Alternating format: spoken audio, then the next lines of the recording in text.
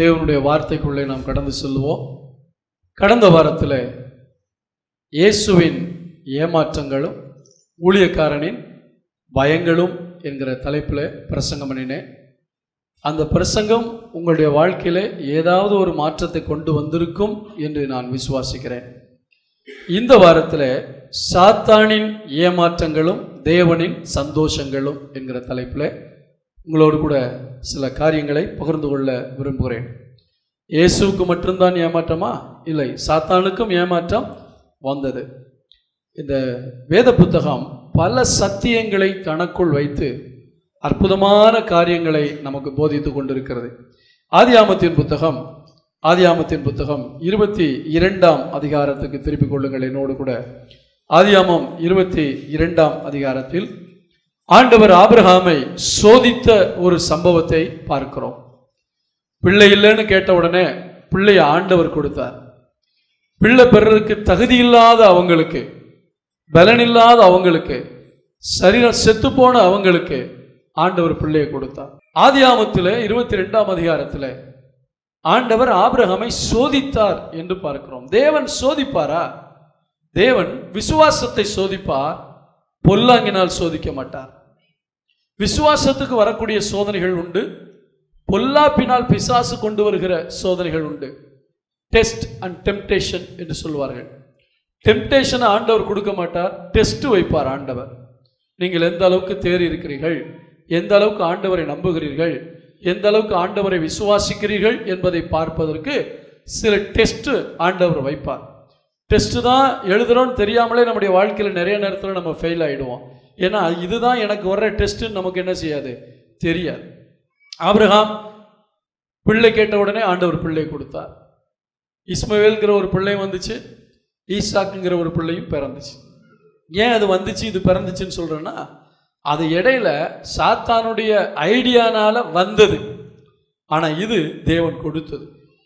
நம்ம வாழ்க்கையில் வர்ற ஆசீர்வாதங்கள் இருக்குது, தேவன் கொடுக்குற ஆசீர்வாதங்கள் இருக்குது. உலகத்திலிருந்து வரும், தேவனும் கொடுப்பார். ஸ்தோத்திரம். பிள்ளையை கொடுத்து கிட்டத்தட்ட 17 ஆண்டுகளுக்கு பின்பு இந்த பிள்ளைய எனக்காக பலியிடுன்னு சொல்றார். இப்போ கொஞ்சம் யோசிச்சு பாருங்க. இப்போ சாத்தானுக்கு ஒரு பெரிய சந்தோஷம் என்ன தெரியுமா? இந்த ஆபிரகாமை தெரிந்து கொண்டு இந்த ஆபிரகாமின் மூலமாக தான் சந்ததி வரப்போகுது, இந்த ஆபிரகாமுடைய சந்ததியிலிருந்து தான் என்ன செய்ய போகிறாங்க, என் தலையை நசுக்க போகிறாங்க, ஒரு குழந்தை வரப்போகுது அப்படின்ட்டுலாம் இந்த சாத்தான் நினச்சிட்டாங்க. இந்த குழந்தை என் தலையை நசுக்குமா, இந்த குழந்தை என் தலையை நசுக்குமா என்றெல்லாம் அவன் யோசித்து கொண்டே இருக்கிறான். இப்போ ஒரு பிள்ளையை கொடுத்துட்டு அந்த பிள்ளையை எனக்காக பலியிடு என்று ஆண்டவர் விசுவாசத்துக்குரிய கீழ்ப்படிதலுக்குரிய ஒரு சோதனையை ஆண்டவர் அனுப்புகிறார். உங்களுடைய வாழ்க்கையில் நீங்கள் கேட்குறப்ப எல்லாம் ஆண்டவர் கொடுப்பாரு, ஆனால் அவர் கொடுத்ததை திரும்ப ஒரு நேரத்தில் கேட்பார். ஏன் தெரியுமா? அவருக்கு வேணுங்கிறதுனால இல்லை, நீங்கள் கீழ்ப்படுகிறீங்களா இல்லையான்னு பார்க்கறதுக்காக கொடுத்துட்டு கேட்குற தேவன் நம்முடைய ஆண்டவர். இதில் நிறைய பேர் ஃபெயில் ஆயிடுவாங்க. ஆண்டவர் எனக்கு கொடுத்தாருங்கிறத மறந்துட்டு நான் ஏதோ கஷ்டப்பட்டு சம்பாதிச்சேன் அப்படிங்கிற ஒரு நினைவில் எங்கிட்டயே கொஞ்சம் தானே இருக்குது, நான் எப்படி கொடுக்கறது? ஆண்டவர் 10ல் 1 கொடுன்னு கேட்கல, இருக்கிற ஒன்றையே எனக்கு கொடுன்னு ஆண்டவர் ஆபிரகாம்கிட்ட கேட்டார். 10 பிள்ளை இருந்து 10 பிள்ளையில ஒரு பிள்ளைய கொடுன்னு சொன்னால் கூட ஓரளவுக்கு மனசை தேர்த்திக்கிறலாம். யாருக்குமே பெத்த பிள்ளைய பலியிடுறது மனம் வராது. 100 பிள்ளை இருந்தாலும் ஒரு பிள்ளைய சாக கொடுக்க மாட்டாங்க. ஆனால் இருக்கிற ஒரே பிள்ளைய கொடுன்னு கேட்குறாரு. அங்கே தான் தேவன் நம்மளை டெஸ்ட் பண்ணுறார். இந்த டெஸ்ட்டில் சாத்தானுக்கு என்ன தெரியுமா ஒரு பெரிய சந்தோஷம்? எப்படியாவது ஆபிரகாம் என்ன செய்வா, தோத்துருவான். ஏன்னா இருக்கிறது ஒன்னே ஒன்று, கண்ணே கண்ணு. அநேக நேரத்தில் நம்முடைய கையில் நம்ம விரும்புகிற ஒரு காரியத்தை கர்த்தர் கொடுத்துட்டு, மகனே இதை எனக்கு கொடு, என்னுடைய ஊழியத்துக்கு கொடு அப்படின்னு சொல்லும்போது 2 பேர் பார்த்துக்கிட்டு இருக்காங்க. இந்த பிள்ளை நான் கேட்குறத அப்படியே கொடுத்து கீழ்ப்படிந்து என்னை சந்தோஷப்படுத்தும், என்னை ஏமாத்திராது அப்படின்னு ஆண்டவர் எதிர்பார்த்து கொண்டிருக்கிறார். இன்னொரு பக்கம் இதெல்லாம் இவன் செய்ய மாட்டேன், ஆண்டவர் கொடுத்தாரு உண்மைதான், அதுக்காக நீ கொடுத்துட்டேன்னா திரும்ப உனக்கு எப்படி பிள்ளை வர்றது? இவ்வளோ கஷ்டப்பட்டு தவம் இருந்து, இவ்வளவு தவம் இருந்து பிறந்த பிள்ளை, இதை போய் கொடுத்தேன்னா என்ன ஆகுறது? இந்த பக்கம் சாத்தான் பேசியிருப்பான். கொஞ்சம் ஆபிரகாமுடைய நிலைமையில உங்களை வச்சு பாருங்க. ஒரு பக்கம் பாச போராட்டம், இன்னொரு பக்கம் நேச போராட்டம். நேச போராட்டம் என்பது தேவனுக்கும் நமக்கும் உள்ள நேசம். பாச போராட்டம் என்பது மக்களுக்கும் பிள்ளைகளுக்கும் மனைவிக்கும் புருஷனுக்கும் உள்ள ஒரு போராட்டம். இந்த பாசம் தற்காலிகமானது, நேசம் நிரந்தரமானது. இந்த நேசத்தை நிரூபிப்பதற்காக ஆண்டவர் ஒரு டெஸ்ட் வைக்கிறார். நான் உனக்கு கொடுத்தது முக்கியமா, நான் முக்கியமா? இப்ப நான் டெஸ்ட் பண்ண போறேன். இதுல சாத்தான் நினைச்சா ஆபிரகாம் கீழ்ப்படிய மாட்டார். பிள்ளைய பலியிடுறது இதுவரைக்கும் நடக்காத ஒண்ணு. அப்ப ஆண்டவர் கேட்கல, வேற யாரோ கேட்கிறாங்கன்னு இவன் சமாளிச்சிருவான்ட்டு நிறைய செகண்ட் தாட்ஸ் நிறைய பிசாசு கொண்டு வருவான். பிசாசு எப்படி தெரியுமா நம்மளை சோதிப்பான்? 2 கொம்பு வச்சுட்டு அப்படிலாம் வரமாட்டான். நமக்குள்ளேயே செகண்ட் ஒப்பீனியன் என்கிற ஒன்றை கொண்டு வருவான். ஆண்டவர் சொன்ன உடனே ஆவியிலே ஒரு தீர்மானம் வரும். இந்த தீர்மானத்துக்கு எதிராக ஒப்பீனியன்ஸ் நிறைய வரும். அது நமக்குள்ள இருந்து வரும், நம்மை சார்ந்தவர்களிடத்திலிருந்து வரும், நம்முடைய நண்பர்களிடத்திலிருந்து வரும். இந்த செகண்ட் ஒப்பீனியன் ஆபிரகாமுக்கு வரல. ஏன்னா தேவனுடைய சத்தத்தை கேட்டு கேட்டு பழக்கப்பட்ட இந்த ஆபிரகாமுக்கு கேட்பது தேவன்தான் என்று தெரிந்துவிட்டது. நீங்க ஆண்டவருடைய நடத்துதலை அறிந்த தேவ பிள்ளைகளாக இருந்தால், தேவனுடைய சத்தத்தை கேட்ட தேவ பிள்ளைகளாக இருந்தால், ஒரு முறை பேசும்போதே தேவன்தான் பேசுகிறார் என்று உங்களுக்கு தெரியும். தேவன்தான் பேசுகிறாரா அப்படின்னு செகண்ட் ஒரு தாட் வரவே வராது. ஏனென்றால் இந்த 22ஆம் அதிகாரத்துக்கு முன்பு 12ஆம் அதிகாரத்திலிருந்து, இன்னும் சொல்ல போனால் 11ஆம் அதிகாரத்திலிருந்து பின்பகுதியிலிருந்து ஆண்டவர் ஆபிரகாமோடு பேசிக்கொண்டே இருக்கிறார். 12ஆம் அதிகாரத்தில் பேசுகிறார், 13ஆம் அதிகாரத்தில் பேசுகிறார், 14ஆம் அதிகாரத்தில் பேசுகிறார். 15ஆம் அதிகாரத்துக்கு வரும்பொழுது, எனக்கு என்ன கொடுப்பீங்க ஆண்டவரே, எனக்கு பிள்ளை இல்லையே, என் வீட்டு வேலைக்காரன் எலையேசர் என்னுடைய வீட்டு விசாரணை கர்த்தனா இருக்கானே என்றெல்லாம் இப்படி கான்வர்சேஷன் நடக்குது, உரையாடல் நடக்குது. இந்த அளவுக்கு தேவனோடு நெருங்கி பேசி தேவனுடைய சத்தத்தை அறிந்தவர். நன்றாக கவனிங்கள். பல ஆண்டுகள் பழகின உங்களுடைய நண்பர்கள் எத்தனை ஆண்டு கழித்து உங்களுக்கு போன் பண்ணாலும் குரலை வச்சு நீங்க கண்டுபிடிச்சிருவீங்க. ஆமாவா இல்லையா? அந்த குரல் தெரியுமா தெரியாதா? தெரியும். அந்த குரலை கேட்டு கேட்டு பழகினவர்களுக்கு தேவன் தான் பேசுகிறார் என்று தெரியும். இப்ப ஆபிரகாம் ஏற்கனவே தேவனோடு பேசுகிற அனுபவத்தில் இருந்தார். பிரச்சனை என்னன்னா, தேவனுடைய சத்தத்தை கேட்காதவங்க தான் கீழ்ப்படிய கஷ்டப்படுறாங்க. தேவனுடைய சத்தத்தையே கேட்டு பழக்கம் இல்லாதவங்க கீழ்ப்படிய கஷ்டப்படுறாங்க. ஆனா ஆபிரகாம் தேவனுடைய சத்தத்தை கேட்டு பழகினவர். முதல்ல எப்ப கேட்கிறாரு? நான் உனக்கு காண்பிக்கும் தேசத்துக்கு போ. புதுசா ஒரு சத்தம் கேட்ட உடனே கீழ்ப்படிஞ்சார். அதான் சூப்பர். யாரு கூப்பிடுறது? யார் ஆண்டவரே அப்படிலாம் கேட்கல. ஆண்டவர் சரி, சர்வ வல்லமையுள்ள தேவன், ரைட். 17ஆம் அதிகாரத்துக்கு வரும்போது, நீ எனக்கு முன்பாக நடந்து கொண்டு உத்தமனாயிரு அப்படின்னு சொல்றார். தேவ சத்தம் கேட்குது. வானத்து நட்சத்திரத்தை பாரு, அந்த நட்சத்திரத்தை போல உனக்கு பிள்ளைகளை கொடுப்பேன், கடற்கரை மணலை போல உனக்கு பிள்ளைகளை கொடுப்பேன்னு 15ஆம் அதிகாரத்தில் சொல்றாரு. சத்தத்தை கேட்கிறார். இப்படி பல விதங்களிலே தேவனுடைய சத்தத்தை கேட்டுக்கொண்டே இருந்தவர் இப்ப 22ஆம் அதிகாரத்திலும் அதே சத்தம் கேட்கிறது. என்ன? உன் பிள்ளையை எனக்கு நான் சொல்லுகிற இடத்தில் கொண்டு போய் பலியிடு. உடனே ஆபிரகாமுக்கு செகண்ட் ஒப்பீனியன் வந்திருக்கணும்.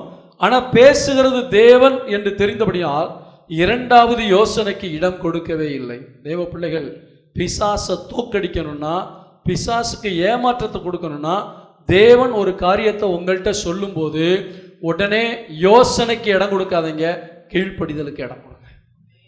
ஆமே. நீங்க யோசிக்க ஆரம்பிச்சீங்கனாலே அந்த யோசனைக்குள்ள யார் வந்துருவா? பிசாசு உள்ள வந்துருவா.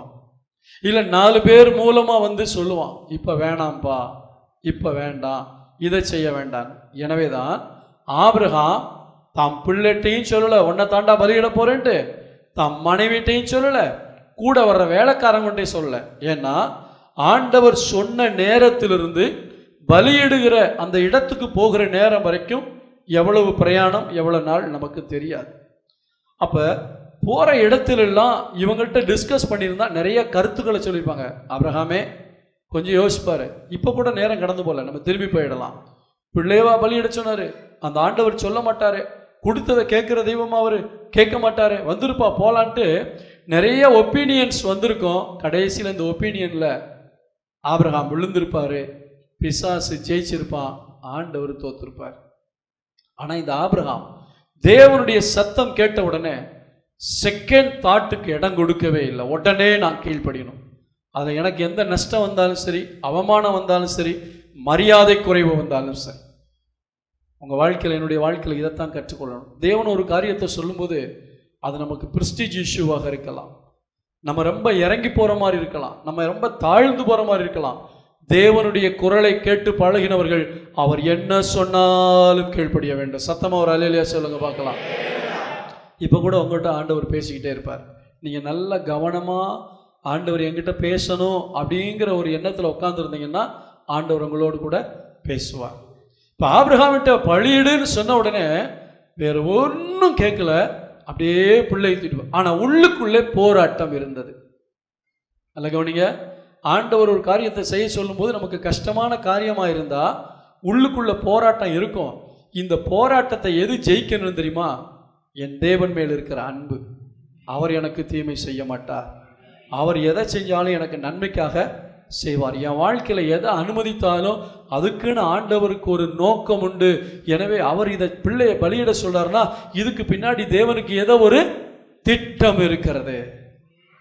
இதை உணர வேண்டும். ரெண்டாவது, ஒப்பீனியனுக்கு இடம் கொடுக்காம தேவன் செய்ய சொல்ற காரியத்துல தேவனுடைய சார்பிலிருந்து யோசிக்க வேண்டும்.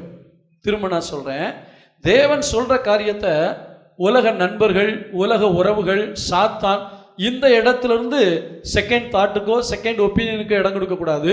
தேவன் ஒரு காரியத்தை சொல்லும்போது அவரோட சேர்ந்து அதை யோசிக்க கற்றுக்கொள்ளணும். அவரோட சேர்ந்து அதை யோசிக்கணும். சரி ஆண்டவரே, பிள்ளையை பலியிட சொல்றீங்க, இந்த பிள்ளையை நீங்க தான் கொடுத்தீங்க, பலியிட சொல்றீங்க, இதுல ஏதோ உங்களுக்கு ஒரு நோக்கம் இருக்கு. இதென்ன, இந்த ஒரு ஈசாக்கு போல 1000 ஈசாக்கு எனக்கு கொடுக்க நீர் வல்லவர். அப்படி பேசிக்கிட்டே போயிருப்பார். தேவன் நமக்கு ஒரு சோதனை வைக்கும் போது யாரோடு பேசிக்கிட்டே இருக்கணும்? தேவன்கிட்ட பேசிக்கிட்டே இருக்கணும். தேவன்கிட்ட கேள்வி மட்டும் கேட்டக்கூடாது. தேவன்கிட்ட கேள்வி கேட்டமோ இல்லையோ அந்த நேரத்தில் பிசாசு செகண்ட் ஒப்பீனியனை கொண்டு வந்துடுவான். அங்கதான் நிறைய பேர் தோத்து போறாங்க. இப்போ ஆபிரகாம் பிள்ளையை கூட்டிட்டு போறாரு, பிள்ளையை கூட்டிட்டு போய் நடந்து போறாரு. யாருக்கும் தெரியாது ஈசாக்கு தான் பலியாக போறாங்க. பாச போராட்டம் ஒரு பக்கம், நேச போராட்டம் ஒரு பக்கம். எப்பவுமே உண்மையான கிறிஸ்தவ பிள்ளைகளுக்கு இந்த 2 போராட்டம் இருக்கும். எது ஜெயிக்கணும்? பாசமா நேசமா? நேசம் ஜெயிக்க வேண்டும், நேசம் ஜெயிக்க வேண்டும். ஆபிரகாம் கடைசியில் ஜெயிச்சிட்டார். வேலைக்காரங்களை நிப்பாட்டிட்டார். ஏன் வேலைக்காரங்களை நிப்பாட்டினார் தெரியுமா? மேலே வந்து பிள்ளைய அந்த கட்டையில் அடுக்கும்போது இவங்கெல்லாம் சும்மா இருக்க மாட்டானுங்க. வயசான தாத்தாவுக்கு நட்டு கலண்டு போச்சு, ஏதோ பைத்தியம் பிடிச்சிருச்சு போல, பெத்த பிள்ளையவே பலியிடுறாருன்ட்டு இவரை தூக்கி கட்டையில் அடுக்கி இவரை கொண்டுட்டு பிள்ளையை கொண்டு வந்திருப்பானுங்க. அந்த வேலைக்காரனுகளை அதனால தான் நிப்பாட்டினார். சில நேரத்தில் நம்முடைய விசுவாச பிரயாணத்தில் யாரெல்லாம் நம்முடைய விசுவாசத்துக்கு தடையா இருக்கிறார்களோ அவர்களை ஒரு எல்லையிலேயே நாம் நிறுத்திவிட வேண்டும். நம்முடைய விசுவாசத்துக்கும் தேவன் மேல் இருக்கிற நேசத்துக்கும் தடையாக யாரெல்லாம் கருத்துக்களை சொல்லுகிறார்களோ, நண்பர்கள் கருத்து சொல்லலாம், உறவினர்கள் கருத்து சொல்லலாம், அவர்களை எல்லாம் ஒரு குறிப்பிட்ட எல்லையிலே நிறுத்திவிட வேண்டும். அப்படி நிறுத்தாவிட்டால் நீங்கள் தேவனுக்கு பரிபூர்ணமாக கீழ்ப்படியவே முடியாது. சில ஆட்களை சில இடத்துல ஸ்டாப் பண்ணுங்க. எல்லா இடத்துக்கும் கூட்டிட்டு போகாதீங்க. உங்களுடைய விசுவாச பயணத்தில் சொல்றேன், விசுவாச பயணத்தில் எல்லாத்தையும் எல்லாரோடையும் டிஸ்கஸ் பண்ணாதீங்க. அவங்க சில தவறான தகவல்களை கொடுக்கலாம், தவறான எண்ணங்களை உங்களுக்கு கொடுக்கலாம், ஐடியாக்களை கொடுக்கலாம். அதனால நிற்க வேண்டிய இடத்துல அந்த ஆட்களை நிப்பாட்டிருங்க. அப்புறம் ஆபிரகாம் போறான். இப்பதான் பையனுக்கு ஒரு சந்தேகம். அப்பா, பலிக்கு விறகு இருக்கு, நெருப்பு இருக்கு, எது இல்லை, ஆடு எங்க? உடனே ஆபிரகாம் எந்த கதையும் அடிக்கல, சிங்கிள் வேர்ட்ல பதிலளிக்க, கர்த்தர் பார்த்துக்குவார். உங்களுக்குள்ள சில ஈசாக்குகளின் சத்தம் கேட்கும். எங்க, இதுக்கு என்ன பண்றது, அதுக்கு என்ன பண்றது, பலிக்கு ஆட்டுக்கு என்ன பண்றது? உங்க வாழ்க்கையில் வரக்கூடிய விசுவாச போராட்டத்தில் தேவன் கொடு என்று சொல்லும் போது அந்த கொடுக்கிற பணம் கூட சில நேரத்தில் போய் பேச, இதை கொடுத்துட்டேன்னா நாளைக்கு என்ன பண்ணுவ? சில நேரத்தை கொடுக்க சொல்லுவார் ஆண்டவர். இந்த நேரத்தில் உனக்கு இவ்வளோ காரியங்கள் வேலை இருக்கே, அந்த வேலையை செஞ்சு முடிக்கலாமே. பேசும், சில ஈசாக்குகள் உங்களோடு பேசும். ஆனால் ஈசாக்குடைய வாயை ஒரே வார்த்தையில் அடைச்சிட்ட கர்த்தர் பார்த்துக்குவார். ஆமென். என்னுடைய அனுபவத்தில் அநேக நேரங்களில் தேவனுடைய ஊழியத்துக்காக இருக்கிற பொருளாதாரத்தை எடுத்து கொடுக்கும்போது உடனே ஒரு ஈசாக்கு சத்தம் வரும். இந்த மாதம் உனக்கு இவ்வளவு செலவு இருக்குது, பிள்ளைக்கு ஃபீஸ் கட்ட வேண்டியிருக்கு, இப்படிலாம் கடந்த கால அனுபவங்களில் உடனே அந்த ஈசாக்கை பேச விட மாட்டேன். இதை கொடுத்தவர் தான் இன்னும் கொடுக்க வல்லவராக இருக்கிறார். ஆமென். இதை நான் பிடிச்சி வச்சேன்னா இதோட நின்று போவோம். இதை கொடுத்துட்டோன்னா அமைக்கி குலுக்கி சரிந்து விழும்படி நாட் ஒன்லி மணி, பணம் மட்டுமல்ல, எல்லாவற்றையும் அப்படித்தான், எல்லாவற்றிலும் அப்படித்தான். கடைசியில் ஈசாக்கை கொண்டு போய் அந்த பலிபீடத்தில் வைத்து கட்டைகள்லாம் அடுக்கி அந்த பலிபீடத்தில் அதுக்கு மேலே ஈசாக்கை தூக்கி வைக்கிற வரைக்கும் ஈசாக்கு அமைதியாக இருந்தான். நீங்கள் ஒரு வார்த்தையில் ஈசாக்கை அடக்கிட்டீங்கன்னா செகண்ட் தாட் ஒரு குறிப்பிட்ட எல்லை வரைக்கும் தான் உங்கள்கிட்ட போராடும். அதையே நீங்கள் சமாளிச்சிட்டிங்கன்னா முழுவதுமாய் கர்த்தருக்கு கீழ்ப்படிந்து விடுவீர்கள். அல்லேலூயா. ஈசாக்கை கையை கட்டும் போதில் என்ன சொல்லியிருப்பான்? ஒன்றும் சொல்லியிருக்க மாட்டான். யோசிச்சு பாருங்க, அப்பா ஏதோ செய்கிறார், கர்த்தர் ஏதோ சொல்லியிருப்பார். இப்போ கத்தியை எடுத்து குத்த வரும்பொழுது பரலோகத்திலிருந்து சத்தம் கேட்குது, பிள்ளையாண்டார் மேல் கை போடாது. இப்போ கொஞ்சம் யோசிச்சு பாருங்க, இந்த பிள்ளைய குத்துவான்னு சாத்தான் நினச்சிக்கிட்டு இருந்தான். எப்படியாவது இந்த பிள்ளை செத்து போச்சுன்னா ஆபிரகாமுக்கு சந்ததி வராது, ஏன் தலையை நசுக்க ஒரு பிள்ளை வராதுன்ட்டு அவன் நினச்சிக்கிட்டு இருந்தான். அவன் நினப்புல கர்த்தர் மண்ணள்ளி போட்டார். யாருக்கு தோல்வி? உங்களுடைய ஒவ்வொரு கீழ்ப்படிதலும் சாத்தானுக்கு ஏமாற்றங்களை கொண்டு வரும். ஆமென். சாத்தானை நீங்க ஏமாத்தணுமா? யாருக்கு கீழ்ப்படிங்க? தேவனுக்கு கீழ்ப்படிங்க. தேவன் என்ன சொன்னாலும் கீழ்ப்படிங்க. எதை கேட்டாலும் தேவனுக்கு கொடுத்துருங்க. அப்படி செஞ்சீங்கன்னா தேவன் நீங்க ஆச்சரியப்படக்கூடிய அளவில் உங்களுக்கு ஒரு அற்புதத்தை செய்வார். அந்த நேரம் வரைக்கும் அந்த ஆடு அங்கே இல்லை. அந்த ஆடு எப்போ அங்கே வந்துச்சு என்ன தெரியாது. அந்த ஆட்டை தொலைச்ச மேய்ப்பன் தேடாமலா இருந்திருப்பான். அது தேவனால் ஏற்படுத்தப்பட்ட ஒரு தேவாட்டுக்குட்டி. உங்களுக்காக எனக்காக உண்டாக்கி கொடுக்க தேவன் வல்லவராக இருக்கிறார். இந்த ஆபிரகாமுடைய சம்பவத்தில் யாருக்கு சந்தோஷம்? கத்திய ஓங்குற அந்த நேரத்தில் பரலோகத்துக்கு பெரிய சந்தோஷம். ஏன்னா கீழ்ப்படி விட்ட குத்திடுவான், அந்த அளவுக்கு வந்துட்டான். ஆண்டவரே கொஞ்சம் ஐடியாவை மாற்றிங்க, ஆட்டை கொண்டு வரேன், 1000 ஆடுகளை கூட பலியிடுறேன் ஆண்டவரே, 1000 ஆட்டை விட எனக்கு உன்னுடைய ஈசாக்கு தான் தேவை. நிறைய நேரத்தில் நம்ம சொல்லுவோம் தெரியுமா, ஆண்டவர் நான் இதை வேணா கொடுத்துட்டா அதை வேணா கொடு, நான் கேட்கறத கொடு. அல்லேலூயா. பிள்ளைங்கிட்ட கடை கொண்டு போகும்போதுல சில நேரத்தில் பிள்ளைங்க அது வேணும் அது வேணும்னு ஒன்றில் தான் குறியாக இருப்பாங்க. அது உடம்புக்கு கெட்டதாக இருக்குங்கிறக்கா நம்ம வேற என்னென்னத்தையோ வாங்கி கொடுக்குறேன்னு சொல்லி பார்ப்போம். இல்லை அதுதான் வேணும்னு என்ன செய்யும்? அடம் பிடிக்கும். அதே போல் சில நேரத்தில் கர்த்தர் அப்படி பாயிண்ட் அவுட் பண்ணி, மகனே உன் வாழ்க்கையில் இருக்கிற இது எனக்கு வேணும் அப்படிம்பார். உன்னுடைய ஈசாக்கை தேவன் கை நீட்டி இது எனக்கு வேண்டும் என்று சொல்லும்போது, ஆண்டவரே இதவனா தரட்டா சொல்லாதீங்க, எதை கேட்கிறாரோ அதை கொடுங்கள். பரலோகம் சந்தோஷப்படும், சாத்தான் ஏமாந்து போவான். ஆமென். இரண்டாவதாக ஆதியாகமம் 39ஆம் அதிகாரத்தில் போர்த்திபாருடைய வீட்டிலே யோசேப்பு வேலைக்காரனாக அடிமையாக விற்கப்படுகிறான். அந்த இடத்தில் அவனுக்கு நிறைய வேலை கொடுக்கப்படுகிறது. ஒவ்வொரு வேலையும் ரொம்ப சின்சியராக செய்கிறான். கர்த்தர் அவன் கூட இருந்து ஆசீர்வதிக்கிறார். தேவ பிள்ளைகள் தெரிந்து கொள்ளணும், நீங்கள் எந்த இடத்துல வேலை செஞ்சாலும் அவனுக்கு என்னால் லாபம் கிடைக்குதேன்னு சொல்லக்கூடாது, என்னுடைய திறமை வளருதேன்னு நீங்கள் உண்மையாக வேலை செய்யணும். ஆமென் சொல்லுவோமா? நான் இவ்வளோ ஹார்ட் ஒர்க் பண்ணணுமா, இவ்வளோ வேலை செய்யணுமா, வாங்குகிற சம்பளத்துக்கு இதை விட அதிகமாக வேலை செய்யணுமா? வாங்குகிற சம்பளம் எவ்வளவோ உங்களுக்குள்ளே இருக்கிற முழு திறமையும் காட்டுங்க, அதுதான் ஃபியூச்சரில் உங்களை ஆசீர்வதிக்கும். ஏனோ தானோன்னு வேலை செய்யக்கூடாது. சர்ச்சை பெருக்கினா கூட அதில் அது ஒரு அழகாக இருக்கணும். அது கூட மற்றவங்கள விட அவங்க நல்லா பெருக்கிறாங்களே, நல்லா செய்கிறாங்களே, அறகுறையாக செய்கிறதில்ல. திரும்ப கூப்பிட்டு பாஸ்ட் வந்து இதென்ன எப்படி இருக்குது அதென்ன அப்படின்னு சொல்லக்கூடாது. ரொம்ப நேர்மையாக அப்படி தான் அவன் செய்தான். அந்த யோசேப்பு நான் அடிமை வேலை தானே செய்கிறேன் அப்படின்னு செய்யாமல் எதை செய்தாலும் அவன் கண்ணும் கருத்துமாக தன்னுடைய பெஸ்ட்டை கொடுத்தான். எதை கொடுத்தான்? தன்னுடைய பெஸ்ட்டை கொடுத்தான். இதெல்லாம் பார்க்கும்போது இந்த போர்த்திபார் அவனை வீட்டுக்கெல்லாம் அதிகாரி ஆக்கிட்டான். சாப்பிட்ற போஜனத்தை தவிர வேற எதையுமே அவன்கிட்ட கேட்குறான். அந்த அளவுக்கு அதிகாரி ஆக்கிட்டான். இப்போ ஒரு சோதனை. ஏன்னா இப்போ யாக்கோபுடைய பிள்ளைகளில் ரொம்ப கொஞ்சம் உருப்படியாக இருக்க பிள்ளை எது? இந்த யோசேப்பு. இந்த யோசேப்பு தேவனுடைய திட்டத்தை சுமந்து கொண்டிருக்கிறான் அவனுக்கே தெரியாமல். இந்த யோசேப்பை எப்படியாவது விழ வச்சாச்சுன்னா யாக்கோபுடைய குடும்பம் பஞ்சத்தில் செத்துருவாங்க, யூதா தலையை நசுக்க முடியாது. புரியுதுங்களா உங்களுக்கு? அப்ப யோசேப்பு உயர்ந்துட்டான்னா தன்னுடைய தகப்பன் தாய் எல்லாரையும் கூட்டிட்டு வருவான், எகிப்தில் சாப்பாடு கொடுப்பான், அவங்க வாழ்ந்துருவாங்க. ஆபிரகாமுடைய சந்ததியை அழிக்கணும், பஞ்சம் வரப்போகுது, பிசாசு ரெடியா இருக்கான். இவனை மட்டும் இந்த தேசத்துல உயராம அழிச்சிட்டோம்னா, இவனுடைய பேர் நல்ல பேர் வராம இவனை கெடுத்துட்டோம்னா ஓகே அப்படின்ட்டு போர்த்திபாருடைய மனைவி மூலமா சரீர இச்சைகளுக்குரிய சோதனை, இங்க டெம்டேஷன். இதை யார் கொண்டு வர்றது? பிசாசு. முதல்ல 22ஆம் அதிகாரத்தில் டெஸ்ட் யார் கொடுத்தது? தேவன். இங்க வர்ற அந்த டெம்டேஷன், இந்த டெம்டேஷன்ல எப்படியாவது இவன் விழுந்து போவான்னு தனிமையை பயன்படுத்துவான். பிள்ளைங்க கவனிங்க, பிசாசு எந்த நேரத்தை பயன்படுத்துவான்? யாரும் இல்லாத தனிமையான நேரத்தை.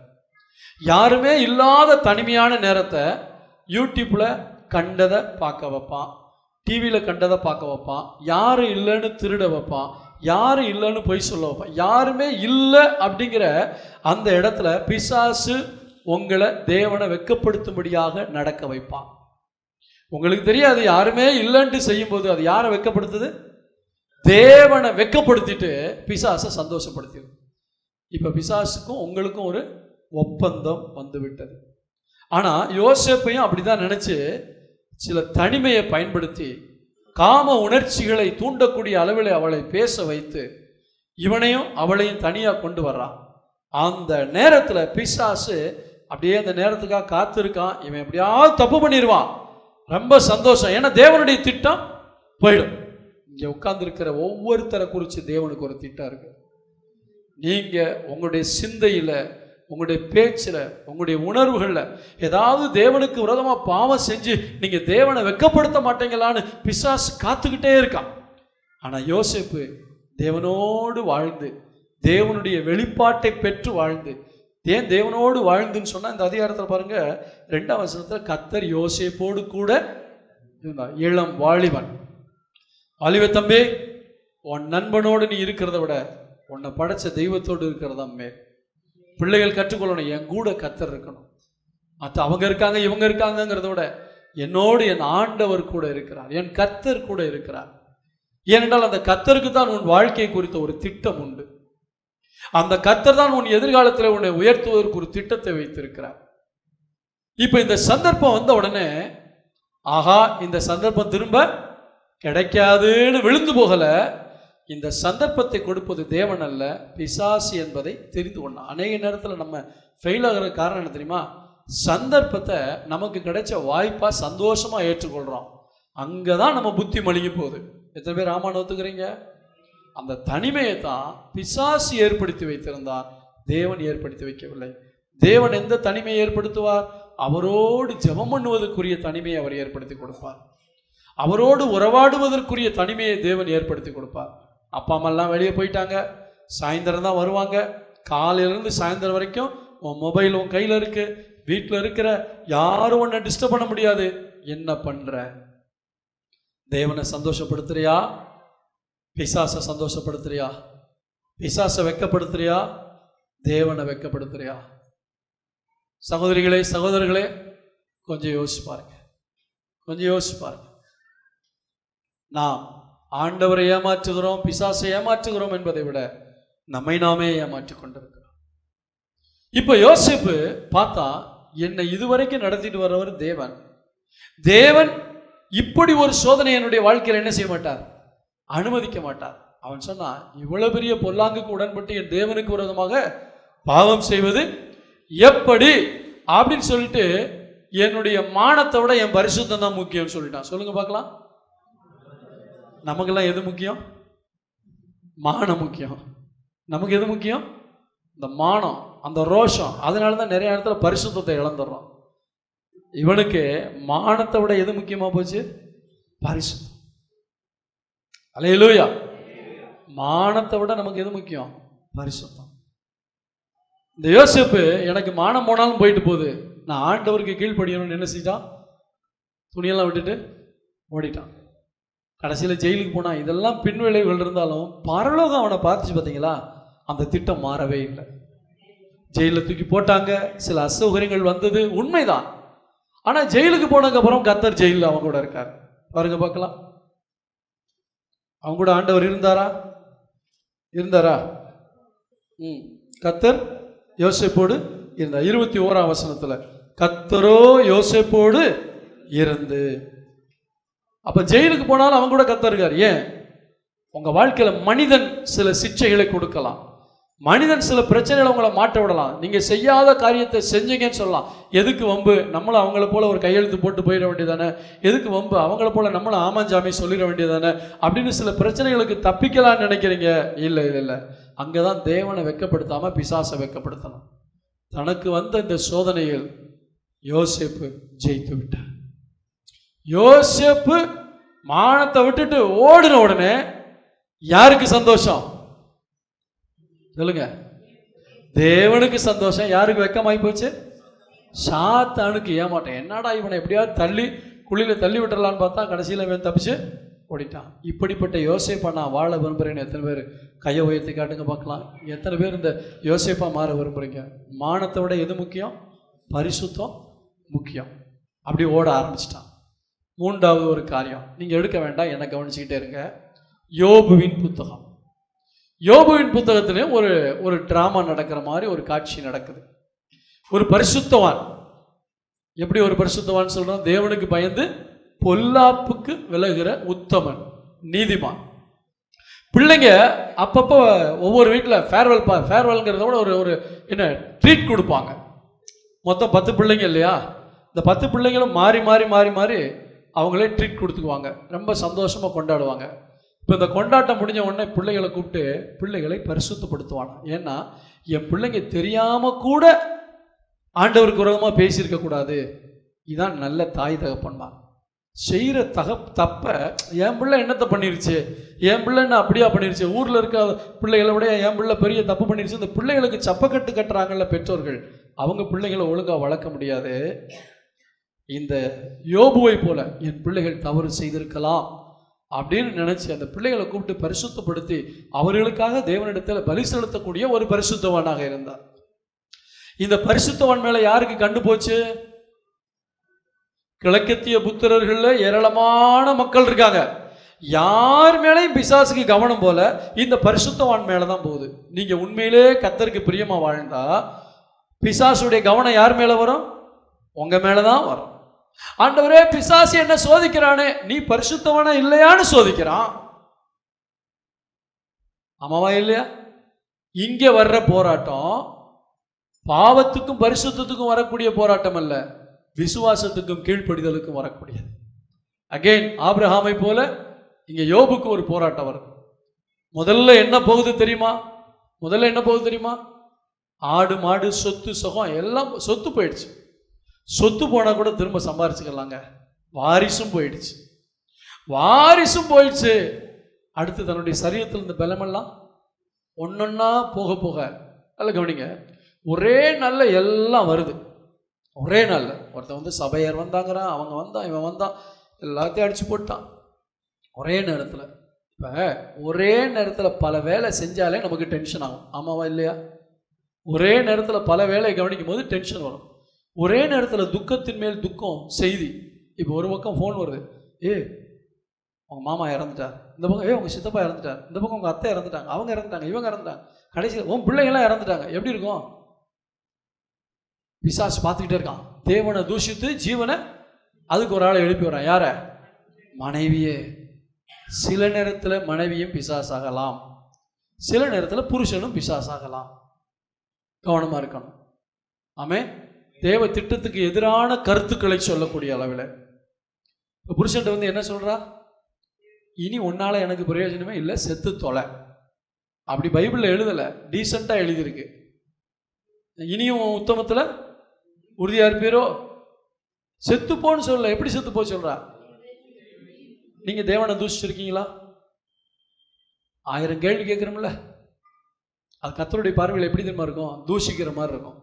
என்னையா உங்களுக்கு தெரியாம இப்படி பண்ணிட்டீங்க, என்ன ஆண்டவர் இதெல்லாம் இப்படி இருக்கு, இப்படி பண்ணிட்டீங்களே. சொல்லாமல் சொல்லுகிறோம். சில யோபுவின் மனைவிகளின் சத்தம் நமக்குள்ள கேட்கும்.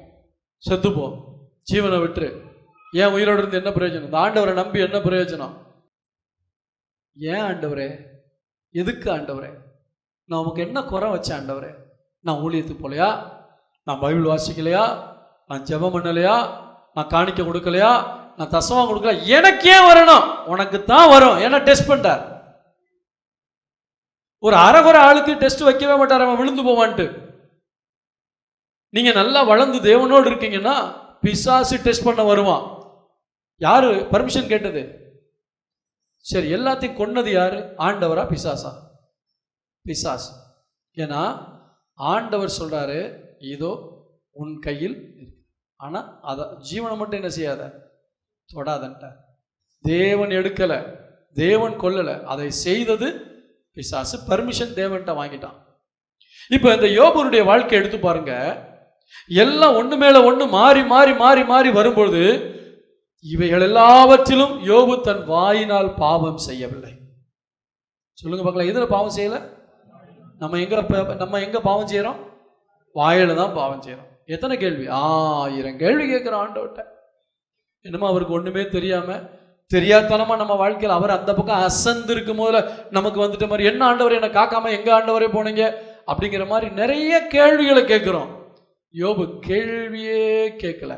ஒரே ஒரு காரியம், கர்த்தர் கொடுத்தார், கர்த்தர் எடுத்தார், கர்த்தருடைய பரிசுத்த நாமத்துக்கு. அந்த நேரத்தில் ஸ்தோத்திரம் சொன்ன உடனே பிசாசுக்கு பயங்கரமான வெடியை வச்சு அவனை அடிச்சு போட்ட மாதிரி இருந்துச்சு. இவன் தேவனை தூஷித்து ஜீவனை விட்டு இந்த தேசத்துல பரிசுத்தவான்னு ஒருத்தன் கூட இல்லைன்னு சொல்லலான்னு பார்த்தா இப்படி பண்ணிட்டானே. யாருக்கு வெக்கம்? சாத்தானுக்கு வெக்கம்.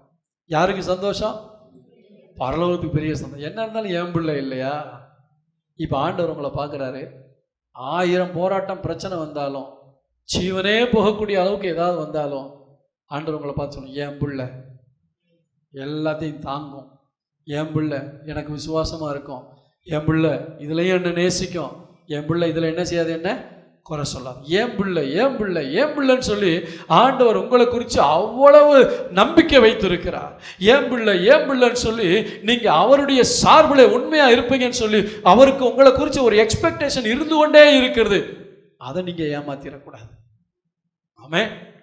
இன்னொரு பக்கம் பிசாசு, நீ கர்த்தருடைய பிள்ளையா இருந்தா உனக்கே அப்படி நடக்கணும், கர்த்தர் உன்னை நேசா உனக்கே அப்படி நடக்கணும், பேசாம 2 வாரத்தை ஆண்டவரை திட்டிரு, ஆண்டவர்கிட்ட கேள்வி கேட்டுரு, இப்படிலாம் சொல்லிட்டு பேசாம செத்துப்போ, ஏன் உயிரோடு இருக்கணும், நீ உயிரோடு இருந்து என்ன பிரயோஜனம், இப்படிலாம் சொல்லுவான்.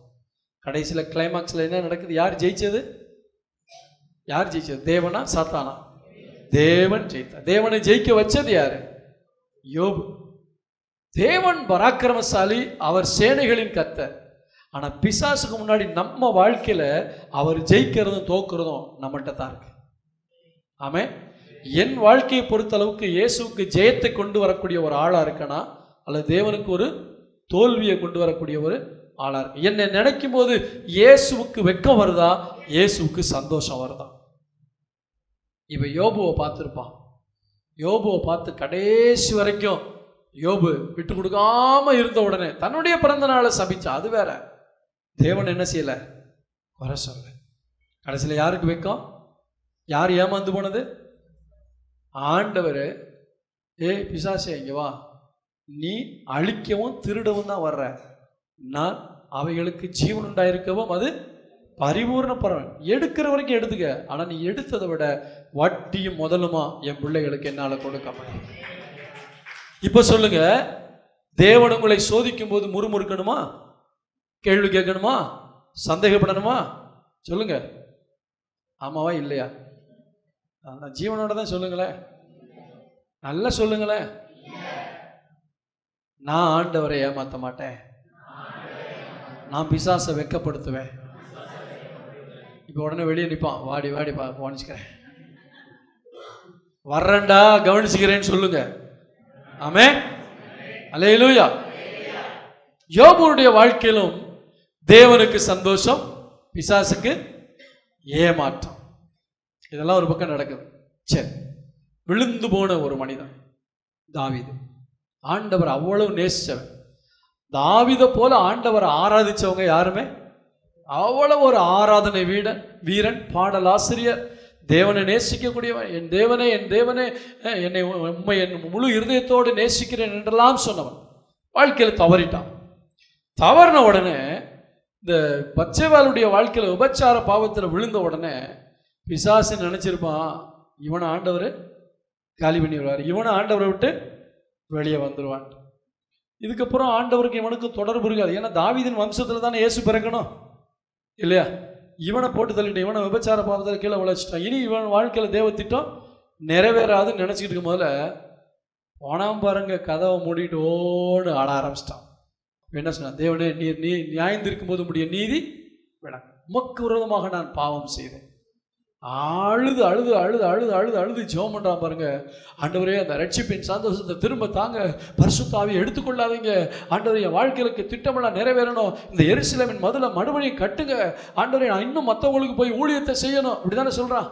நீர் என்னை ஈசோப்பினால் சுத்துகிறியும் நான் அப்படியெல்லாம் சொல்லிட்டு கடைசியில் பாவிகளுக்கு முடிய வழியை விவரிப்பேன் இப்படிலாம் சொன்ன உடனே பிசாசு வைக்கப்பட்டான்.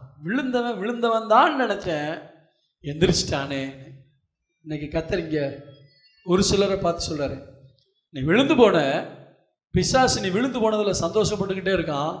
ஆனால் நீ இப்போ நினைச்சா கூட எழுமுனா நான் உன் மூலமா மகிமைப்படுவேன். தாவீது என்ன செய்தான்?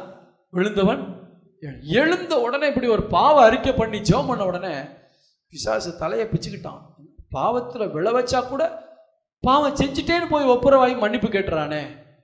பிசாசுக்கு ஏமாற்றம். ஒருவேளை நீ விழுந்து போயிருக்கலாம். விழுந்து போயிருந்தாலும் கர்த்தர் உன்னை அழைக்கிறார். நீ அவரிடத்தில் வந்து உன் பாவத்தை அறிக்கையிட்டு மன்னிப்பு கேட்கும் பொழுது மறுபடியும் உன் தலையை உயர்த்த அவர் வல்லவராயிருக்கிறார். ஆமென், அல்லேலூயா. சரி, புதிய ஏற்பாட்டில் ஒரு காரியத்தை நான் உங்களுக்கு சொல்ல வருகிறேன். புதிய ஏற்பாட்டில் ஆண்டவர் பேதுரு மேலே தான் ரொம்ப கவனத்தை வச்சிருந்தார். என் சபையை கட்டுவேன், பாதாளத்தின் வாசல்களை மேற்கொள்வதில்லை. நீ பேதுருவாயிருக்க, நான் பாறாங்கல்லு, நீ கூழாங்கல்லு. இந்த பாறாங்கல்லு மேலே இந்த கூழாங்கல் ஆகிய ஒன்றை வச்சு என்ன செய்ய போகிறேன்? கட்ட போகிறேன். நான் தான் மூளைக்கு தலைக்கல். இப்போ பேதுரு மேலே ஒரு தனிப்பட்ட கவனத்தை ஆண்டவர் செலுத்துகிறார். ஏன்னா இந்த பேதுரு பிதாவினிடத்திலிருந்து வெளிப்பாட்டை பெற்றவன். நீர் ஜீவனுள்ள தேவனுடைய குமாரன். பரலோகத்திலிருந்து வெளிப்பாட்டை பெற்ற இந்த பேதுரு இயேசுவோடு கூட இருந்தவன். இயேசு பல திட்டங்களை அவனுக்கு சொல்லிக் கொடுக்கிறார். இயேசு பரலோகத்துக்கு போயிட்டாரு. இப்போ மெல்ல பிசாசு வர்றான். யூதர்கள் வெளியே போனால் உன்னை காலி பண்ணிடுவாங்க, வெளியே போன அவ்வளோதான், உன்னை கொன்றுவாங்க. ஏன்னா நீ நம்பியிருந்த ஆண்டவர் என்ன செஞ்சாரு? 33 வருஷம் அவன் கூட இருந்துட்டு மரிச்சு உயிரோடு இருந்து பரலோகத்துக்கு போயிட்டாரு. இனி என்ன பண்ண போற? எந்த மூஞ்சியோட ஊழியத்தை செய்ய போற? அவர் கூட இல்லையே. உடனே அவனுக்குள்ள ஒரு எண்ணம் வருது, பழைய தொழில். ஹலோ, ஆண்டவர் அழைத்த வேலையை விட பழைய தொழில் ஞாபகத்துக்கு வருது. இப்போ யாருக்கு சந்தோஷம்? பிசாசுக்கு சந்தோஷம். பிசாசை சந்தோஷப்படுத்த ஆரம்பிச்சிட்டான். வலையை எடுத்துகிட்டு போகிறான்.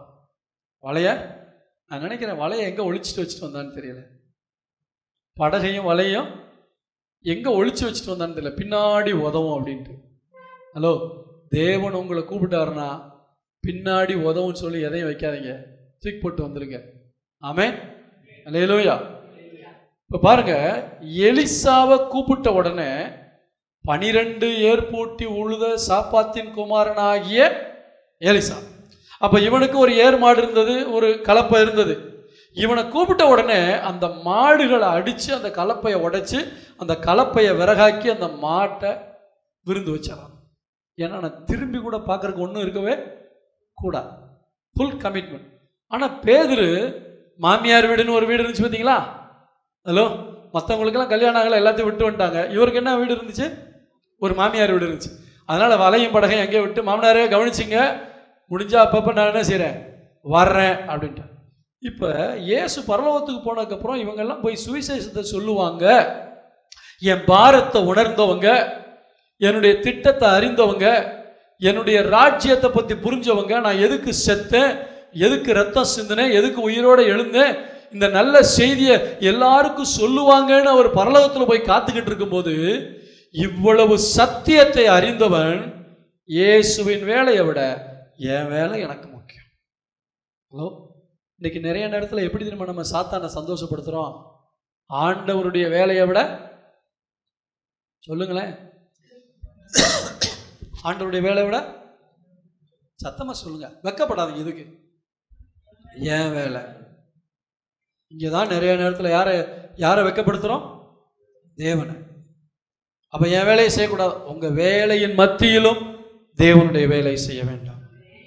சில நேரத்தில் உங்களுடைய வேலையை விட ஆண்டவருடைய வேலையை செய்ய வேண்டும். இப்போ ஆண்டவர் பார்க்கிறார், வலையை தூக்கிட்டு போறானே, போனவன் சும்மா போனான்னா இருக்கிறவனெல்லாம் கூட்டிட்டு போறான். இருந்தும் கட்டான் இறந்தும் கட்டாங்கிற மாதிரி இருக்கும்போதே நம்மில் எவன் பெரியவன்கிற சண்டை போட்டவன் இப்போ போனதுக்கப்புறம் நான் மீன் பிடிக்க போறேன்ட்டு போறானே, எல்லாரும் பின்னாடி போறாங்களே. அப்படியே ஆண்டவர் பார்க்கிறார். பிசாசு பார்த்தான், ஆஹா இயேசு உயிரை கொடுத்தாரு, உயிரோட எழுந்தார், உண்மைதான். ஆனால் இந்த செய்தி எல்லாருக்கும் போகாதே, ஜெயிச்சிட்டோமே அப்படின்னு நினைக்கும் போது தான் வேலையை, தான் கடமையை மறந்து, தான் எதற்காக அழைக்கப்பட்டேனோ, தான் எதற்காக பிடிக்கப்பட்டேனோ அதை மறந்து மீன் பிடிக்க போனானே, அங்கே வந்து நிற்கிறார். ஒவ்வொரு முறையும் நீங்கள் தொழில் செய்கிற இடத்துல கர்த்தர் நின்று உங்களோடு பேசுகிறார். என் வேலையை நீ செய்கிறியா? என் வேலையை நீ செய்கிறியா? உனக்காக இவ்வளோ உழைக்கிறிய, என்னை பற்றி நீ சொல்கிறியா? என்னுடைய அன்பை மற்றவங்களுக்கு சொல்கிறியா? எந்த இடத்துல? சர்ச்சில் நின்று பிரசங்கம் பண்ணுற நேரத்தில் இல்லை, உங்களுடைய வேலை ஸ்தலத்தில் உங்கள் மனசாட்சியின் மூலம் உங்களோடு பேசிக்கொண்டிருக்க. எத்தனை பேர் இது ஆமான்னு ஒத்துக்கிறீங்க? உங்களுக்காக எவ்வளவு நைட்டும் பகலும் கண் விழிக்கிறீங்க, எவ்வளவு உடம்பு சோமில்லாட்டாலும் எவ்வளோ வேலை செய்கிறீங்க. நேற்று நைட்டு கூட ஒரு தம்பிகிட்ட சொன்னேன், பாஸ்டர் டயர்டாக இருக்குது, வீட்டுக்கு போகணும். டயர்டாக இருந்தால் இருந்துட்டு போகுது. இந்த டயர்டில் கத்தருக்கு இடத்த கொடு, பழகணும். அதுக்கு பேர் தான் தியாகம். ஆமாம். இந்த கிறிஸ்தவத்தில் இப்போ எது மறைஞ்சு போச்சு? தியாகம். நேரம் இருந்தால் நான் வந்து ஜெபம் பண்ணுறேன், நேரம் இருந்தால் நான் வர்றேன், இருந்தா அப்படி இல்லை.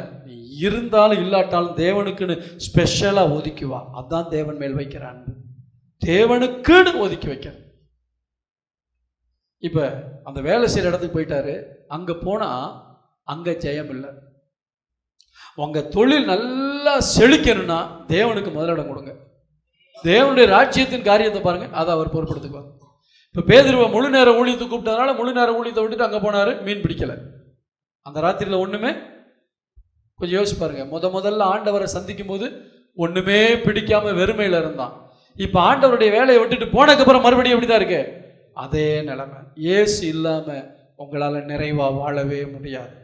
இயேசுதான் உங்களை நிறைவாய் வைக்கிறார். அந்த இயேசு தான் உங்களை ஆசீர்வதிக்கிறார். இப்போ சொல்ல, அன்னைக்கு ஆழத்தில் போடுன்னு சொன்னவர் இப்போ வலது பக்கத்தில் போடுங்கிறாரு. நிறைய மீன் கிடைக்கிது. யோவான் சொல்ற, அவர் கர்த்தர், அவ்வளோதான். உடனே தண்ணியில் குதிச்சுட்டு வந்துடுறான். திரும்ப ஆண்டவர் சொல்றாரு, போப்பா. அதுக்கப்புறம் போய் நின்று பிரசங்கம் பண்ணுறான் பாருங்க, 3000 5000. அப்போ பேதுருக்கு ஒன்று தெரிஞ்சிருக்கோம், நான் என்னுடைய வேலைக்கு முக்கியத்துவம் கொடுத்து நான் போயிருந்தேன்னா 5000 ஆத்துமாக்கள், இந்த 3000 ஆத்துமாக்கள் தேவராஜ்யத்துக்கு வந்திருக்காதேங்கிற ஏக்கம். இன்னைக்கு ஆண்டவர் உங்களை பார்த்து சொல்றாரு, உன் மூலமாக எத்தனையோ ஆத்துமாக்கள் வர வேண்டியிருக்கு. நீ உன் வேலையில் மட்டும் கவனமாக இருக்க, உன் குடும்பத்தில் மட்டும் கவனமாக இருக்க. ஆனால் உனக்கு பின்னாடி என்னுடைய திட்டம் இருக்கு. இப்போ நீ ஒன்றுமே எனக்காக செய்யாமல் உன் குடும்பத்துக்காக மட்டும் வாழ்ந்து சாத்தானை ஜெயிக்க வைக்க போறியா, இல்லை உன் வேலையின் மத்தியில் தியாகமாக எனக்காக வாழ்ந்து அவனை தோக்க வைக்க போறியா, அவனை ஏமாற்ற போறியா? கடைசியில் ஆண்டவரே வர்றேன்னு சொல்லி அந்த பேதுரு வந்து விழுந்தான் பாருங்க, பிசாசு ஏமாந்துட்டான்.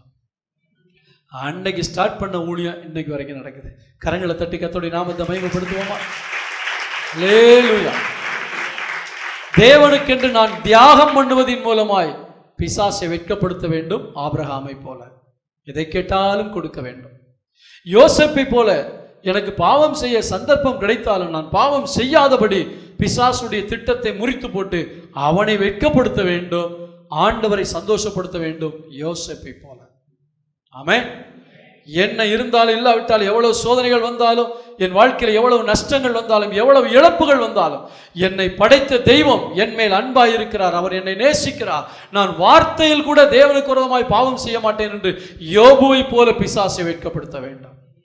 அல்லேலூயா. நான் விழுந்து போனேன், இனி உருப்படவே மாட்டேன், இனி என் வாழ்க்கை உருப்படாது என்று பிசாசு நினைத்திருக்கலாம். நான் விழுந்தாலும் எழுந்திருப்பேன், என் தேவன் என்னை தூக்கிவிட வல்லவராய் இருக்கிறார் என்று அந்த தாவீதை போல எழும்பி நீங்கள் பிசாசை வெட்கப்படுத்துங்கள், தேவனை சந்தோஷப்படுத்துங்கள். ஆமென். என் மேல் இருக்கிற அழைப்பை மறந்து என் வேலைதான் முக்கியம் என்று நான் வாழ்ந்தது போதும், சுவிசேஷ வேலைக்காக கர்த்தர் என்னை அழைத்து இருக்கிறார். முழு நேரமாக இல்லாவிட்டாலும் என் வேலையின் மத்தியிலும் என் ஆண்டவருடைய வேலை செய்ய என்னை அழைத்தாரே, அதை மறந்து இதுவரை பிசாசை நான் மகிமைப்படுத்தி விட்டேன். இனி ஆண்டவரே, திரும்பி வந்த பேதுருவை போல, திரும்பி வந்து தேவனுடைய வேலையை செய்த பேதுருவை போல நான் திரும்ப எழும்பி உம்முடைய வேலையை செய்து உம்மை சந்தோஷப்படுத்துவேன், பிசாசை வெட்கப்படுத்துவேன். அப்படி தீர்மானம் எடுக்கிறவங்க மட்டும் எழும்பி நில்லுங்க. நம்ம ஜெபிக்க போறோம். ஆண்டவரே, நான் இனி என் வாழ்க்கையில பிசாசை வெட்கப்படுத்துவேன், தேவனை சந்தோஷம். யாரையும் திரும்பி அவங்க எந்திரிக்கிறாங்களா இவங்க எந்திரிக்கிறாங்களான்னு பார்க்கக்கூடாது. நீங்கள் எந்திரிக்கிறதுனா எந்திரிங்க, இல்லாட்டி உட்காருங்க. கமிட்மெண்ட் உள்ளவங்க தேவனுக்கு நான் அர்ப்பணிக்க விரும்புகிறேன். பிசாசு பார்க்கட்டும், பரலோகமும் பார்க்குது, பிசாசும் பார்க்குறான். ஓ ஹல்லேலூயா. செகண்ட் ஒப்பீனியனுக்கு எனக்குள்ள இடம் கொடுக்க மாட்டேன் ஆண்டவரே. சொல்லுங்க பார்க்கலாம், வாய்களை திறந்து சொல்லுங்க பார்க்கலாம். ஆண்டவரே, நீங்கள் ஒரு காரியத்தை என் வாழ்க்கையில் சொல்லும் பொழுது ரெண்டாவது தாட்டுக்கு நான் இடம் கொடுக்க மாட்டேன். இந்த நிற்கிற ஒவ்வொருத்தரையும் கர்த்தர் பார்க்குறார், நிற்கிற ஒவ்வொருவரையும் கர்த்தர் பார்க்கிறார். ஹல்லேலூயா. Oh glory to Jesus. ஹல்லேலூயா. ஆமென். அப்பா உமக்கு நன்றி அப்பா, நன்றி அப்பா, நன்றி அப்பா, நன்றி அப்பா. நான் பிசாசை நான் வெட்கப்படுத்துவேன்னு சொல்லி நிற்கிறாங்க. அப்போ உட்காந்துருக்கவங்க என்ன நினைக்கிறீங்க?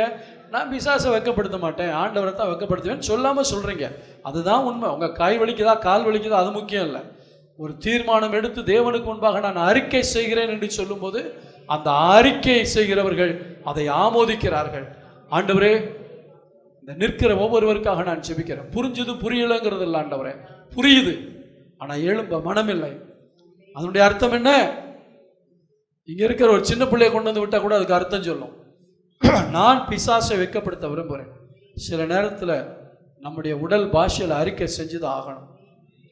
உட்காந்துருக்கவங்களை எழுந்திருக்கிற வைக்கிறதுக்காக நான் இதை சொல்லலை, நீங்கள் உணர்வடைனுங்கிறதுக்காக சொல்கிறேன். நம்ம சரீரத்தில் 1000 பலவீனம் இருக்கும், 1000 சாவு கூட வரும். ஆனால் தேவனுக்காக நிற்கும் பொழுது தேவன் அதை பார்க்குறார். இன்னைக்கு இந்த கமிட்மெண்ட் சபைக்கு தேவை, இந்த உணர்வு சபைக்கு தேவை. கொஞ்ச நேரம் ஜெபம் பண்ணுங்களேன், கொஞ்ச நேரம் ஜெபம் பண்ணுங்க. ஆண்டவரே, நான் பிசாசை மகிமைப்படுத்தி வாழ்ந்தது போதும், பிசாசை வெட்கப்படுத்த விரும்புகிறேன்ப்பா, உங்களை சந்தோஷப்படுத்த விரும்புகிறேன் ஆண்டவரே. எத்தனையோ நேரங்களில் வேலை வேலை வேலை வேலைன்னு வேலையை தெய்வமாக நினைச்சவர்கள் உண்டு. ஓ சகோதரனே சகோதரியே, அந்த வேலை கர்த்தர் கொடுத்தது. அந்த வேலை மட்டும் இல்லாட்டா வாழ்நாள் முழுசு வீட்டில் சும்மா கிடக்கணும். அந்த வேலையை முக்கியத்துவம் கொடுக்காதீங்க, கர்த்தருக்கு முக்கியத்துவம் கொடுங்க. இன்னைக்கு இருக்கிற வேலை நாளைக்கு இருக்குமா இல்லையான்னு தெரியாது. உங்க கமிட்மெண்ட், உங்களோட வைராக்கியம், அதை கர்த்தர் பார்க்க விரும்புகிறார். ஸ்பிரிச்சுவல் மைண்ட் உள்ளவங்க தான் இதை புரிஞ்சுக்கிற முடியும். ஆவிக்குரிய எண்ணமுடையவர்கள் தான் நான் சொல்றதை புரிஞ்சுக்கிற முடியும். மாம்சத்தின்படி யோசிங்கன்னா என்னை எதிரியை போல வில்லனை போல பார்ப்பீங்க. என்னை எப்படியாவது ஒட்டச்சு நொறுக்கி உட்கார வைக்கணும்னு பிசாசு துடிக்கிறானே, இதன் மத்தியில் கர்த்தர் என்னை எப்படியாவது எழுப்புறதுக்கு ஊழியக்காரன் வாயில இவ்வளவு வார்த்தைகளை கொடுத்து என்னை உணர்த்துறாரே, என்னை ஆண்டவர் குஷிப்படுத்துறாரே, ஆண்டவர் எனக்கு ஞாபகத்தை கொண்டு வராரு, நான் என்னுடைய அர்ப்பணிப்பெல்லாம் பழைய அர்ப்பணிப்பெல்லாம் ஞாபகத்தை கொண்டு வராரு. அதெல்லாம் பார்க்கும்போது எவ்வளோ துள்ளி குதிச்சு ஜெபிக்கிற ஒரு ஜெபம் உங்களுக்குள்ள வரணும். ஹல்லேலூயா, ஹல்லேலூயா. பிசாசை வெட்கப்படுத்துங்க, பிசாசை வெட்கப்படுத்துங்க. ஆண்டவரே, இனி உமக்காக வாழ்வேன், நீங்கள் கேட்குறத நான் கொடுப்பேன், என்னுடைய தனிமையில் உங்களை சந்தோஷப்படுத்துவேன், பிசாசுக்கு இடம் கொடுத்துட மாட்டேன் ஆண்டவரே, விழுந்தாலும் எழுந்திருப்பேன் ஆண்டவரே, எனக்கு கொடுக்கப்பட்ட வேலையை அந்த சுவிசேஷ வேலையை செய்வேன். ஓ ஹல்லேலூயா. ஓ ரபா தனமரா ஷதரா தரபா. வருவாய் தருணம் இதுவே அழைக்கிறார் வல்ல ஆண்டவர் இயேசுவண்டை, வல்ல ஆண்டவர் இயேசுவண்டை. வருவாய் தருணம் இதுவே அழைக்கிறார் வல்ல ஆண்டவர் இயேசுவண்டை, வல்ல ஆண்டவர் இயேசுவண்டை. வாழ்நாளையெல்லாம் வீணாளாய் வருத்தத்தோடு கழிப்பது ஏன்? வாழ்நாளையெல்லாம் வீணாளாய் வருத்தத்தோடு கழிப்பது ஏன்? வந்தவர் பாதம் சரணடைந்தார், வாழ்வித்து உன்னை சேர்த்து கொள்வார். வருவாய் தருணம் இதுவே அழைக்கிறாரே வல்ல ஆண்டவர் இயேசுவண்டை, வல்ல ஆண்டவர் இயேசுவண்டை. கட்டின வீடும் நீலம் பொருளும் கண்டிடும் ஊற்றார் உறவினரும், கட்டின வீடும் நீளம் பொருளும் கண்டிடும் ஊற்றார் உறவினரும் கூடுவிட்டு உன்னாவி போனால் கூட உன்னோடு வருவதில்லை. வருவாய் தருணம் இதுவே அழைக்கிறாரே வல்ல ஆண்டவர் இயேசு வண்டை. வல்ல ஆண்டவர் இயேசு வண்டை. அழகு மாயை நிலைத்திடாதே, அதை நம்பாதே மயக்கிடுமே. அழகும் மாயை நிலைத்திடாதே, அதை நம்பாதே மயக்கிடுமே. மரணம் ஓர் நாள் சந்திக்குமே, மறவாதே உன் ஆண்டவரை. வருவாய் தருணம் இதுவே அழைக்கிறாரே ஆண்டவர் இயேசு வண்டை. ஆண்டவர் இயேசு வண்டை. சத்திய வாக்கை நம்பியே வா, நித்திய ஜீவன் உனக்களிப்பார். சத்திய வாக்கை நம்பியே வா, நித்திய ஜீவன் உனக்களிப்பார். உன் பேரை ஜீவ புஸ்தகத்தில் உண்மையாய் இன்று எழுதிடுவார். வருவாய் தருணம் இதுவே அழைக்கிறாரே ஆண்டவர் இயேசு வண்டை. ஆண்டவர் இயேசு வண்டை. பரிசுத்தமுள்ள பிதாவே, இன்றைக்கும் எங்களுக்கு கொடுத்த நல்ல வார்த்தைகளுக்காக ஸ்தோத்திரம். அநேக நேரங்களில் எங்களையும் அறியாமல் பிசாசை சந்தோஷப்படுத்திவிட்டு எங்களிடத்தில் எதிர்பார்க்கிற தேவனுக்கு நாங்கள் ஏமாற்றத்தை கொடுத்து கொண்டிருக்கிறோம். ஆனால் இன்றைக்கும் நம்முடைய வேதத்திலிருந்து ஆண்டவரே 5 பரிசுத்தவான்களை எங்களுக்கு காண்பித்து அவர்களெல்லாம் எப்படி விழுந்து போனாலும் ஆண்டவரை மகிமைப்படுத்தி பிசாசை ஏமாற வைத்தார்கள் என்கிற நல்ல சத்தியத்தை எங்களுக்கு சொல்லியிருக்கீங்க. இதுவரைக்கும் எங்கள் வாழ்க்கையில் நடந்ததெல்லாம் நாங்கள் மறந்துடுறோம். இன்றைக்கு நாங்கள் எழும்புகிறோம். இனி எங்கள் மூலமாக பிசாசு சந்தோஷப்படவே கூடாது.